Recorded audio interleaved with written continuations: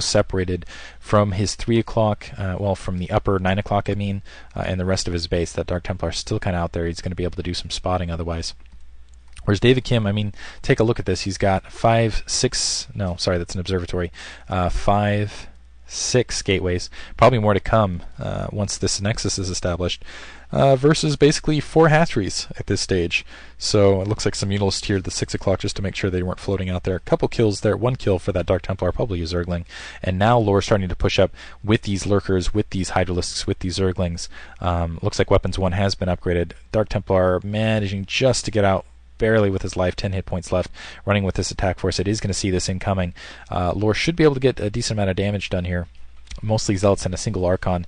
Zealots are not the army you want. A Zealot Archon army is not what you want against Lurkers. I really want more of a Dragoon composition. Looks like he does have Dragoons in the background to help deal with this. But Lore going to slot right back into this position, and this is kind of a bad gap here. Looks like one Lurker is going to get taken out, just venturing a little bit too far forward. One of the gateways will be taken out, as well as that second gas. That is going to hurt David Kim a lot. Really need that gas, especially because he went for that mineral only rather than a third gas. Lore getting a little bit greedy, pushing that Lurker a little too far in. Going to end up losing that one as well. But Lore is going to have a hard time pushing through this position because the Dragoons have to go through single file. I'm not sure if he has detection yet. He does have detection, and also some Zerglings to the north, as well as Hydralisks to help support these Lurkers, getting the triangle of death. And it looks like he's going to do an end around from the north, bring his troops from the north instead, so that'll be pretty successful. The question is will it be in time? He's already lost that gateway, is running low on this assimilator here, and Lore being very intelligent and taking that 9 o'clock mineral only simultaneously now he's in position. Mulus pushing up to try to take that Templar, are able to take that Templar out, so it's not just going to be pure Psystorm that solves this problem for David Kim. David Kim does have that 9 o'clock up, though, and it looks like I was expecting more gateways there, but not just yet. Mule's still cycling around and just going to try to harass the rest of this, but now the rest of those Zealots starting to push up. The detection is there. No Overlord to see that detector, so, but pretty successful there otherwise. But a lot of troops on the ground, so 117 on the opposite end, and let's see, Lore a little bit less than that. At 88, that's not too bad a gap. Unfortunately, his Lurkers aren't morphed. He needs to morph these sunken colonies very, very quickly. Otherwise, he's going to end up losing this expansion.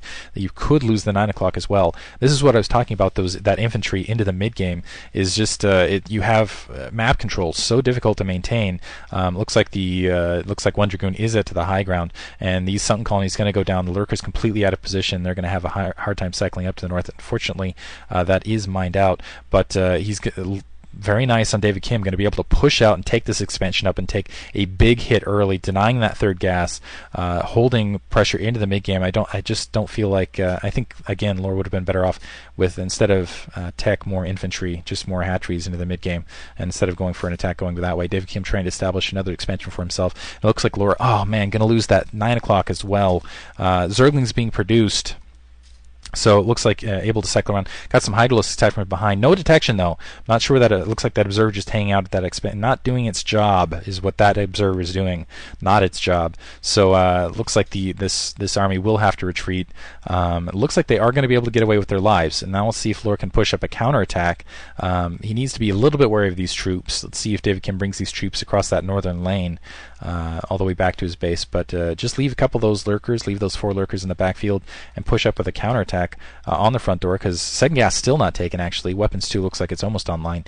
I'm curious where we do have Carapace 1, so he's doing okay on Carapace. But oh man, he picked up all the Lurkers. He's going to end up losing this expansion. That's going to force Lore to come back once again to try to defend this. So the Zealots and the Dragoons going to be able to take this hatchery out as well. David Kim caught out of position, and it looks like more Zealots actually coming back to home base just in case to engage that. He does have the observer seeing those Lurkers.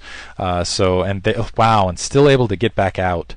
So Lore taking huge hits here into the mid game, and that's really going to set him back. Really going to set him back, not just economically. It looks like he's actually hurting for supplies, so I think a Corsair was sent out there to do some distraction otherwise. Lurkers pushing up. They're going to try to push some attack. They're way too bunched up though. One High Templar could really do a lot of damage there. I don't see a High Templar, fortunately for Lore, but yeah, they're a little bit too bunched up there. That he is going to be able to cycle around. Maybe he can get some degree of contain. Looks like an observer going to come around and see a lot of this. The units did manage to come back to home base across that top lane. It looks like the Lurkers continuing to press in. High Templar waiting. Waiting right there, and it looks like, yeah, these lurkers are not long for life. Just a little bit of health left on all of them. Still don't want to stream the zealots in like that, because yeah, you end up losing them and they just die so quickly because of that splash damage. But it looks like one is going to get taken out by that edge cannon, but Dragoons can easily take this out. And just kind of step this up. Fortunately for Lori, taking that high ground, hoping and kind of relying on that mischance at this stage, and try to rely on that. Unfortunately, yeah, looks like the Zealot's able to take one more out, so he's going to have to back off, trying to reestablish. Still doesn't have that hatchery up. David came in a superior economic position, and again, it's very, very, very rewarding on this map to have a lot of infantry. Still, the mules at the 6 o'clock. Looks like we're seeing a greater spire go up from Lore, so this actually could bring him back into the game if he can do a lot of damage, specifically take out, so how many gateways do we have up here? Wow, a lot of gateways. 3, 4, 5, 6, 7, 8, 9, 10 going up, and probably more to come. If he can take out some of these gateways and stem David Kim's production, that economy won't mean anything. You can have an economy, but unless you have troops, or unless you're producing troops with that economy, it doesn't make a difference. So I don't know that Laura has, even with the with his battered economy, he doesn't have a lot of hatcheries down, unfortunately, to compensate. So this could be the difference here if he can do a lot with these Guardians, spreading them out just to avoid Psystorm and avoid Lurk as well. David Kim pushing up an attack of his own, very Zealot heavy. He's got to rely mostly on Psystorm to take care of this in the backfield. Maybe Corsairs. That looks like Devourer is in position to deal with those Corsairs. There's the Corsairs now. Go, Devourers, go. They're so good against Corsairs. I'm going to focus on this for just a second before switching over. Look at him just destroy. Anyway, David Kim going to push up an attack in the meantime, realizing, I guess, he knows he's in a very good economic position. He took out some hatcheries. Not enough sunken colonies on the front door. It looks like a observer kind of suiciding in, and not any lurkers here. And really, that's going to hurt Lore a lot. He's probably going to lose this greater spire at the very least. Going to lose his. He'll be lucky if he doesn't lose his natural secondary on top of it, and at the same time David Kim establishing another base in that upper right hand corner, and just he needs to be careful because I don't see any High Templar, but this is a bad gap for Zerg units in general. Able to sneak in, and it looks like all this tech is exposed. He's going to see that Defiler mound that is up. Looks like the secondary down here. In the meantime, however, looks like just a little bit of damage. No High Templar there at this stage, and he's going to focus down that spawning pool. Able to get that spawning pool down, which will make Dragoons even that much more powerful at this stage of the game. Looks like the Zealot's going to be taken care of. Otherwise, Carapace 2 is up, making those more effective units. Looks like the Guardians, yeah, continuing to hammer away at the secondary. This is going to be very close. Looks like Weapons 3 actually just about to come online.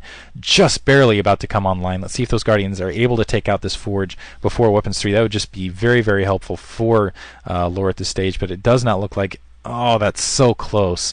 Now what Lore really needs to do is he needs to consolidate and focus, take down as many gateways as possible. High Templar already being produced. David Kim, it looks like he's already in a pretty good position. Lore needs to do a lot here. He needs to take out those gateways. He needs to take out an expansion, and he needs to establish an expansion of his own. It looks like he's got some Zerglings coming around to try to take out this upper right-hand base. That they are probably going to be successful. David Kim cycling an attack force through the middle. Unfortunately, Lore does not have any defenses for this. He doesn't have any sunken colonies. So David Kim doing it well. He does have some troops on the ground. Needs to pick off that observer. Get the observer, Lore. If he gets that observer, he listens to me. I like that. Able to pick that observer off. That's going to make those lurkers last even that much more longer. I don't see any High Templar with this attack force. Looks like the Guardians, a couple getting picked off by these Corsairs. Just 2 of them, it looks like, in that distraction attack. Zerglings in the upper right-hand corner, able to get a lot of damage, able to take out the cannons. They should be able to take out that base. A lot of Dragoons pouring on this secondary, though, simultaneously. And again, it's just hard to cycle troops in between both locations. Defiler's there, but not able to really get anything done. And without that spawning pool, it's been hard to get a Zergling force to deal with these Dragoons. And that was nice play there on David Kim's part, going with a really Dragoon-heavy army, knowing that Lore would be Zergling light, essentially. Able to pick off the spawning pool once again, but not before a lot of Zerglings were produced. Looks like more than continuing to have his economy battered. There's the Psystorm taken care of.